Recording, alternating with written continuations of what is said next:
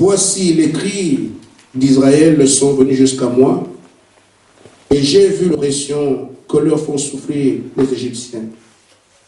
Maintenant, va, je t'enverrai auprès de Pharaon, et tu feras sortir d'Égypte mon peuple, les enfants d'Israël. Moïse dit à Dieu, qui suis-je pour aller vers Pharaon et pour faire sortir d'Égypte les enfants d'Israël?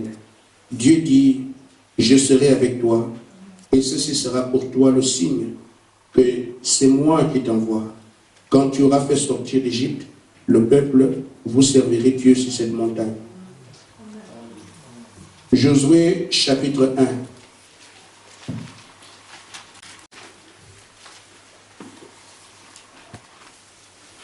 Du verset 1 au verset 5.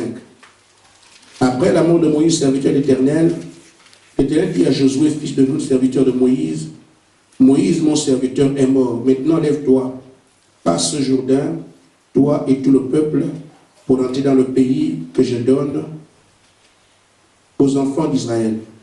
Tout lieu que foulera la plante de vos pieds, je vous le donne, comme je l'ai dit à Moïse. Vous aurez pour territoire depuis le désert et le Liban jusqu'au grand fleuve, le fleuve d'Euphrate, tout le pays des Hétiens, jusqu'à la grand-mer, vers le soleil couchant. Nul ne tiendra devant toi tant que tu vivras. Je serai avec toi comme j'ai été avec Moïse. Je ne te laisserai point, je ne t'abandonnerai point. Seigneur Jésus, ce sont des paroles qui nous intéressent vivement. D'entendre Dieu dire, je ne t'abandonnerai point, je ne te laisserai point. Nous voulons nous mettre à la place de Josué aujourd'hui. Mais nous croyons que quiconque est un fils de Dieu peut se placer là et jouer la même promesse.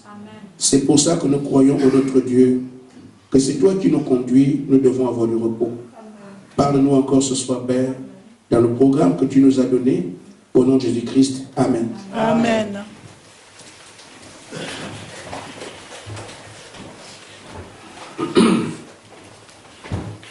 Amen. Quand c'est Dieu qui vous conduit. Amen. C'est mon sujet ce soir. Je crois que c'est quelque chose, comme on l'a dit, que Dieu disant à Moïse, tu vas aller en Égypte. Mais Moïse regarde ce qu'il est. Il dit, mais Seigneur, moi je suis qui? Il voit ce qu'il est. Il voit la puissance de l'Égypte. Il voit Pharaon. Il rentre dans la défaite. Parce que, au vu de ce que l'Égypte était à l'époque, et ce que Pharaon, qui était un Dieu vivant, vous le savez, Moïse, qui n'est aujourd'hui qu'un berger, s'est dit, mais Seigneur, mais c'est impensable. Qui suis-je pour aller faire une chose pareille? Dieu dit, je serai avec toi. Amen. Amen.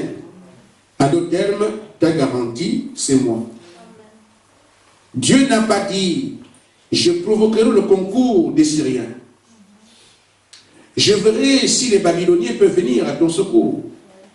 Mais tu as ton beau-père Jéthro, qui peut amener les gens des Éthiopiens pour qu'ils viennent à ton secours. Dieu dit à Moïse, je serai avec toi. Amen. Alors, dans la marche de Moïse,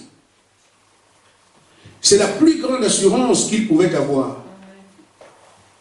Parce que Dieu donne toujours le meilleur à ses enfants. Amen. Je n'ai pas à bricoler avec les nations, je me livre moi-même. Et si moi je suis avec toi, Moïse, amen, personne ne pourra contre toi. Et c'est la même promesse que Dieu fait à Josué. Moïse est mort. Mais j'ai dit, toi, tu vas amener le peuple à traverser le Jourdain. Ne t'épouvante pas. Parce que je serai avec toi comme j'ai été avec Moïse. Amen. Je crois que la foi de Josué doit avoir du repos. Amen. Pourquoi Dieu a parlé à Moïse? Et Dieu a prouvé qu'il était avec Moïse. Par tout ce qu'on a vu, la parole de Moïse était la loi de l'Égypte. Peut-être que l'Égypte avait des livres, une constitution, amen, un programme de gestion de leur vie là-bas. Mais quand Moïse parle, ça dépasse tout ça, ça change tout. Amen.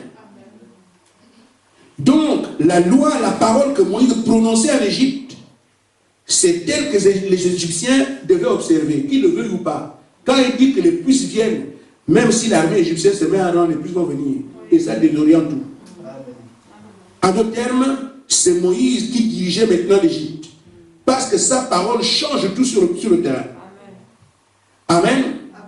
Ainsi donc, frère, mais Moïse n'a pas été puissant. C'est le Dieu puissant qui était avec Moïse. Amen. Et qui a permis que non seulement Moïse arrive à dominer Pharaon, mais également, pendant le parcours, Dieu a toujours montré qu'il était là. Amen. Il n'a failli à aucun point. Amen. Il a tenu sa parole à chaque fois que l'Église ou le peuple avait besoin de lui. Amen. Amen.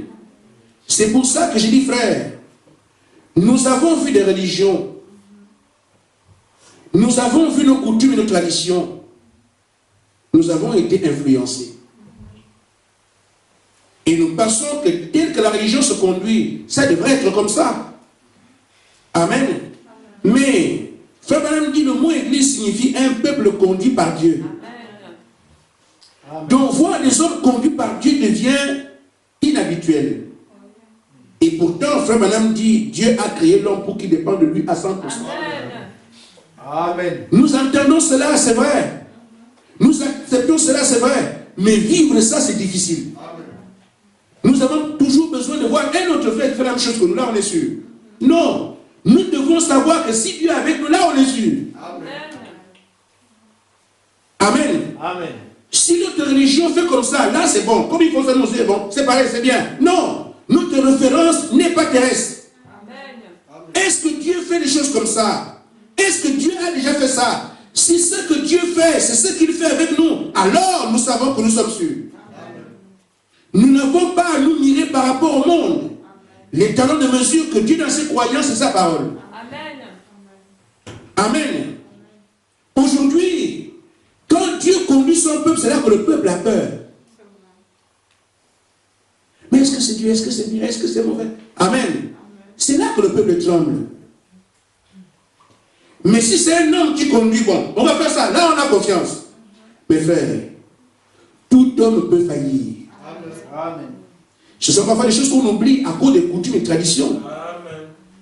Tout homme, quel qu'il soit, peut faillir. Amen. Toute machine, même si elle est sophistiquée comme quoi, peut faillir. Même les États arrivent à faillir. Un État, il y a l'église aujourd'hui. Seul Dieu ne faillit jamais. Amen. C'est pour ça que quand c'est Dieu qui vous conduit, ça doit être pour nous un temps de repos. Amen. Mais ce qu'on a entendu, ce qu'on a vu, ce qu'on fait ailleurs, amen, le souvenir fait que nous oublions que la seule assurance qu'on puisse avoir, c'est quand c'est Dieu qui vous conduit. Amen. On oublie ça. Et pourtant, c'est là que vous avez toute l'assurance. Dernièrement, je disais à l'église, frère, où on est désolé, on n'est pas. Nous devons arriver à faire confiance en Dieu. C'est ce qu'on appelle avoir foi. La foi ne se comprend pas. Elle ne s'explique pas. Et l'apôtre Paul dit que la foi est une assurance. Dieu m'a parlé, je marche avec ça. Je suis sûr que ce dans quoi Dieu m'a placé, c'est pourquoi il a donné comme objectif, je vais l'atteindre. Amen. Amen. Amen. Dans la brochure, la foi transmise au sein une fois pour toutes, Frère Branham dit au paragraphe 46.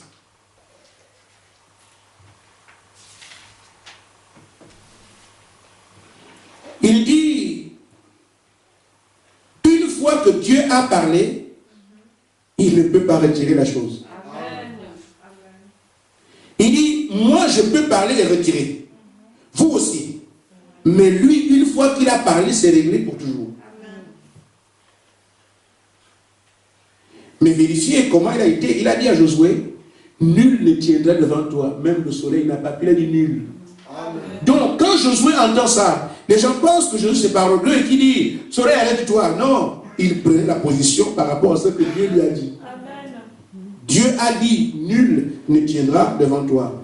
Vérifiez la vie de Josué, il est mort vieux. Il a remporté toutes les batailles. Amen. Parce que Dieu avait dit, nul ne tiendra devant toi.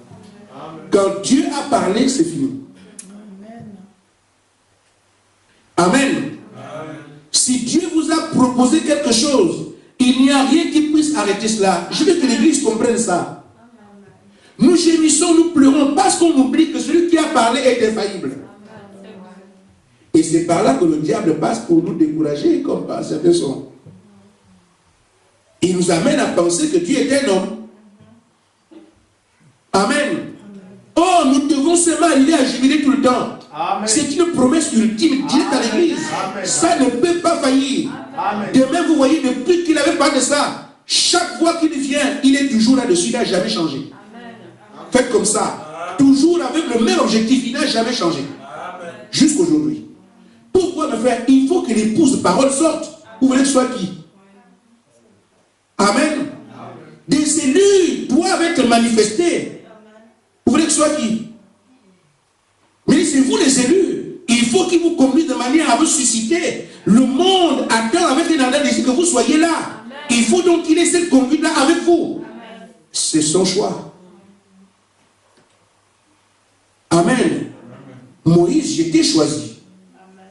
Même si Moïse me disait, moi je suis qui? Il dit, non, tu n'en veux pas. C'est moi qui suis avec toi. Nous ne devons pas nous en faire de comment les choses vont arriver. Comment ça va se passer. Ce qui est important, c'est de savoir comme il l'a dit. Amen. Je reste là. Amen. Amen. Il dit, quand Dieu vous révèle la parole, le diable ne peut pas ébranler ça. Amen. Amen. Amen. Dieu vous révèle un programme. Frère, c'est son choix à lui. C'est un terrain qui est interdit au diable. Il ne peut plus venir changer ce que Dieu a déjà arrêté. C'est fini. Tant que Dieu n'a pas encore arrêté, on peut tergiverser. Mais c'est quoi ça? C'est quoi ça? Mais quand Dieu a dit c'est ça que je fais, le diable ne peut plus rien faire. Souvenez-vous du cas de Job. Le diable veut attaquer Job. Amen. Mais c'est Dieu qui fixe les limites. Amen. Tu peux toucher ici, tu peux toucher là, mais là non. Amen. Le diable, amen, amen, est soumis à Dieu. C'est pour ça que Jacques dit que le diable croit en Dieu et il tremble. Amen. Ainsi, frère, les petites peurs qui peuvent vous insinuer, ne croyez pas cela. Amen. Dieu ne peut pas faire un programme et c'est le diable qui vient l'arrêter. Ce n'est pas possible, frère, entre nous. Amen. Si nous, on prend le pouvoir, on change les démons. Qu'en est-il du pouvoir lui-même? Enfin, c'est parce que c'est dans l'inhabituel que nous sommes. Nous voyons les autres avec les grands pasteurs, nous voyons les autres avec les machins, et nous on dit que Dieu nous conduit. C'est ça qui est difficile. Israël en avait eu mal, ils ont dit non, mais non, nous voulons aussi avoir un roi comme les autres. Et nous on ne voit pas Dieu, c'est seulement un prophète, mais nous on voit, parce qu'on se compare au monde. Nous sommes un peuple à part. Nous menons une vie différente. Nous avons des visées différentes. Amen. Mais en même temps, l'Église veut toujours regarder à côté. Qu'est-ce que les autres font? Le monde est pour nous un sens interdit. Amen. Le prophète dit dans Loi ou Grâce, paragraphe 55. Amen. Frère Branham dit ceci. Lorsque vous voyez les religions autour de vous, vous voyez les superstitions qu'il y a, vous comparez ça avec le principe fondamental de votre foi. Amen.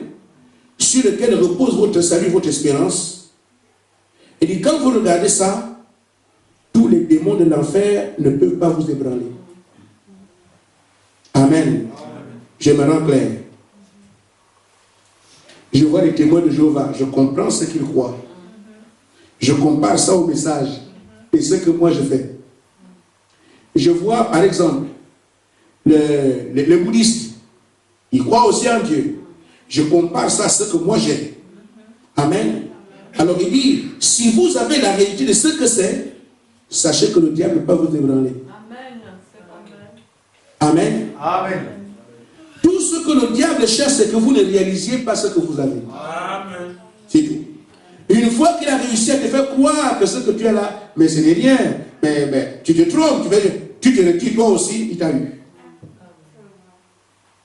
Amen. Mais si tu arrives à réaliser, nous voyons ce que le message est par rapport à ce qui est autour de nous. Nous savons que nous tenons la vérité. Amen.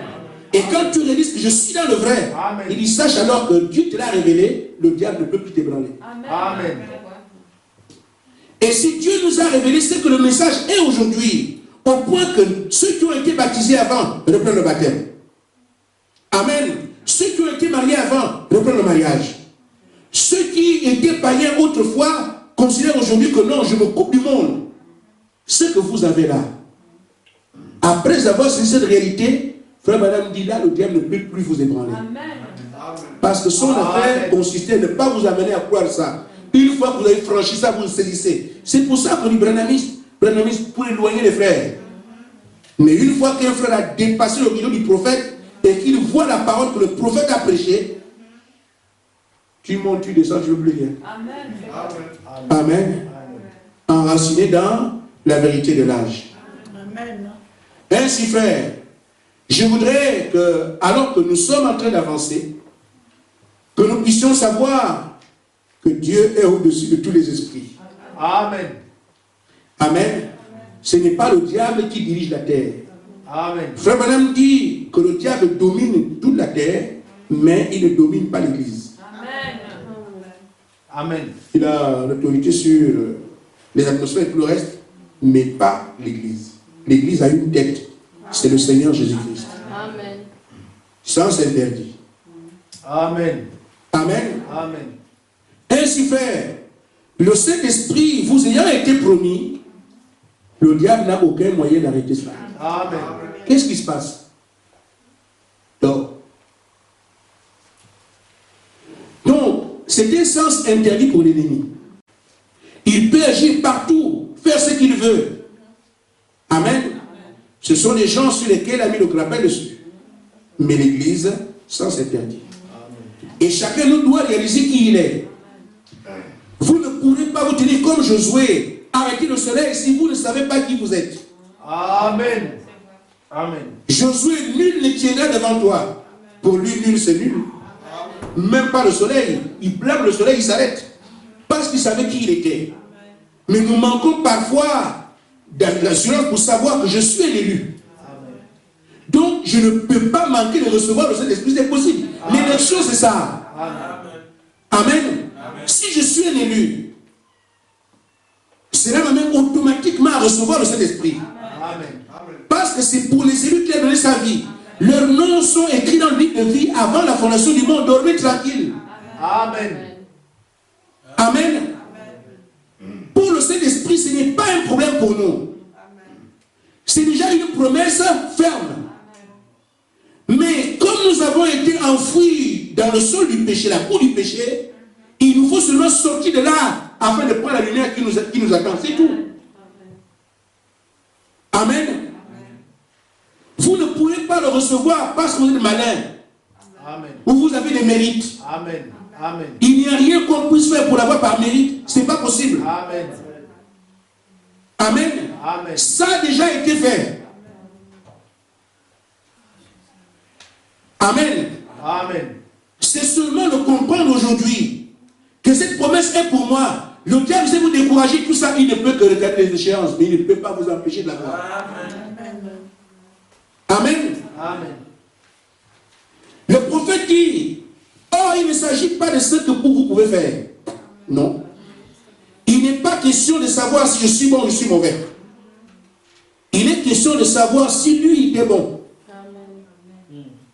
Est-ce que ce que Jésus a fait, Jésus était bon?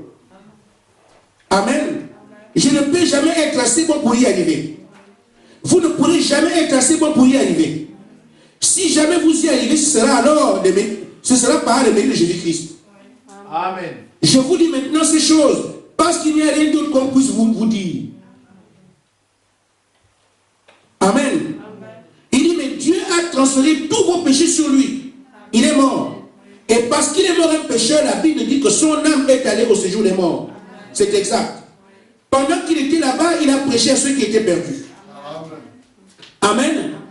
Au jour de Noé. Mais c'était là qu'il a déposé vos péchés qui sont tombés sur lui. Notez, vous êtes sans péché. Parce que ce que lui a fait. Notre problème, ce n'est pas ce qu'on peut faire aujourd'hui, mais ce que lui a été capable. Amen. Et moi, je crois qu'il a été capable. Amen. Tout ce qu'on nous demande qu'un homme peut faire, c'est se mettre en ordre. Frère Branham dit se mettre en ordre en écoutant la parole. Aujourd'hui, il donne ça. Merci Seigneur, je vais. Il donne ça. Merci Seigneur, je vais. Il donne ça. Merci Seigneur, je vais. C'est tout. Si je comprends par rapport à ce que nous sommes en train de suivre comme chemin, le Saint-Esprit, par rapport aux individus, c'est différent. Quand un homme est seul, Amen, c'est pas comme si vous étiez un groupe. Je me permets de dire ça. Est-ce que je me trompe pas? Je fais passer une appréciation personnelle. Parce que quand dans un groupe comme ça, Dieu attend que tout le monde soit en ordre. Parce que ce n'est pas une affaire avec que tu es seul. Mais quand c'est quelqu'un individuellement, tu te rends bien compte, Seigneur, là, mon cœur ne me condamne pas. Amen. Toi, tu es déjà arrivé. Si tu étais seul dans cette démarche, il traite avec toi. Mais si vous êtes seul, tu te rends compte, Seigneur, moi, je n'ai plus rien à me reprocher. Amen. Mais Israël doit attendre son frère aussi. Amen. C'est ça qui fait qu'il faut que nous puissions tenir compte de ça. C'est pour ça que nous disons, prions pour ceux qui sont faibles. Prions pour les frères, prions pour les sœurs. Toi, tu es déjà prêt. Tu commences, non, mais je suis déjà prêt, Seigneur. Pourquoi ça? Tu n'es pas seul. C'est une promesse collective. Amen. Vous arrivez, le Saint-Esprit s'occupe de Canaan. Mais regardez, quand ils sont arrivés à Canaan, une fois que Gad a son territoire, Amen, il ne se dit pas, moi je suis déjà prêt. Gad ne va pas s'établir sur son territoire avant que tous les autres n'aient jamais eu leur parcelle. Amen. Gad, on prend les femmes et les hommes, on laisse ici. Mais les combattants de Gad continuent à combattre pour qu'effectivement, Dan aussi ait son territoire. Une fois que Dan aussi a eu, Dan et Gad vont ensemble pour Nephtali. Ils vont occuper le territoire pour la paix que quand tout le monde a reçu sa place à Canaan. C'est ça la promesse collective. Une fois que vous êtes déjà prêts, c'est bien. Mais il est temps de penser aux frères, temps de penser aux sœurs. C'est pour ça que nous prions toujours pour l'église, pour le pasteur, pour les frères. Parce qu'on n'aura pas cela seul. C'est différent de quand quelqu'un fait sa marche individuelle. Et je vous dis, frère, si Josué pouvait aller à Canaan sans que les autres aillent, il se serait établi depuis longtemps. Mais il doit aller avec la jeune génération pour s'établir. Et c'est cette marche-là que nous avons. Je disais, ces prédications peuvent arriver, vont sur le net, mais certains peuvent ne pas comprendre ce qu'on vit. C'est une marche d'église. Mais celle de Bar-le-Duc, oui. Passe des messages qui font l'effet que ceux qui vont là-bas disent. Amen. Une sœur qui disait, mais les prédications de Bar-le-Duc sont différentes de celles d'ici. Si tu avais été là jeudi, tu aurais dit, ah oui, mais vraiment ça. Amen. Ce que j'ai dit, une sœur est sortie en courant, elle nous a jeté, elle nous dit, non, non, mangeons d'abord. Amen. Amen. C'est le Seigneur qui dispose des choses comme ça. Nous sommes dans une marche. Nous rentrons par le sentier de la mort afin qu'il y ait une nouvelle vie. Amen. C'est notre période. Peut-être qu'un jour, si Dieu le veut, le permet comme ça, ils passeront aussi par là. Amen. Amen. Donc, nous mettre simplement en ordre. C'est ce que l'homme peut faire. Tu fouilles ta vie pour te dire non, je ne peux plus être le même. Amen. Je ne peux plus être la même. La parole te parle, tu te redresses. C'est ce qu'on appelle le lys qui se fraye un chemin pour venir à la lumière. Amen. Donc, Dieu amène son église à la perfection. Frère Branham dit au paragraphe 32. Amen. Il dit, laissez un homme ou une femme se mettre en ordre avec Dieu. Les autres choses s'accompliront d'elles-mêmes. Oh, j'aime le message parce que ça tombe toujours à pic. Amen.